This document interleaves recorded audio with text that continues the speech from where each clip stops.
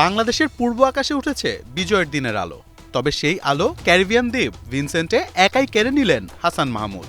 শেষ ওভারটায় magical bowling করে বাংলাদেশকে দিলেন জয়ের স্বাদ।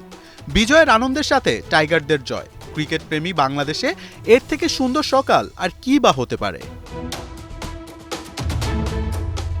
৬১ রানে যখন ক্যারিবিয়ানদের ৭ উইকেট নেই, তখন জয়ের অঙ্কটা নিশ্চিতই ধরে নিয়েছিল বাংলাদেশ। তবে পাওয়েলের মাসেল পাওয়ারে এলোমেলো হয়ে যায় টাইগারদের সব হিসেব নিকেশ। ৪ ছক্কায় ক্যারিবিয়ানদের প্রায় জয়ের কাছে নিয়ে যান কাপ্তান। শেফার্ডকে নিয়ে অষ্টম উইকেটে করেন ৩৩ বলে ৬৭ রানের এক তুফানি পার্টনারশিপ। শেফার্ডকে তাসকিন ফিরিয়ে দিলেও টিকেছিলেন পাওয়েল। পরিসংখ্যানটা এমন দাঁড়ায়, শেষ ওভারে ক্যারিবিয়ানদের দরকার ১০ রান আর টাইগারদের ২ উইকেট।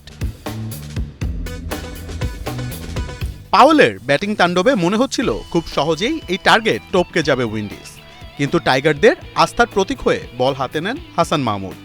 প্রথম বলে আলজারি জোসেফ ১ রান নিয়ে স্ট্রাইক দেন রভম্যান পাওয়েলকে।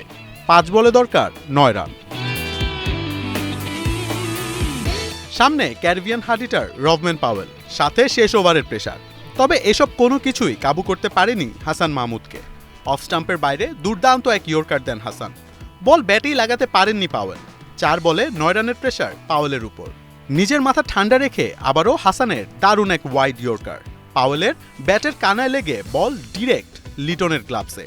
বুদ্ধিদীপ্ত বোলিং করে উইন্ডিজ কাপ্তানকে প্যাভিলিয়নে পাঠালেন হাসান মাহমুদ। ১ বল পরেই জোসেফের মিডল স্ট্যাম্প উপড়ে ফেলে টাইগারদের জয়ের আনন্দে ভাসান হাসান। হাসান মাহমুদের ঠান্ডা মাথার বোলিংয়ের কাছেই মূলত হেরে গিয়েছে ক্যারিবিয়ানরা।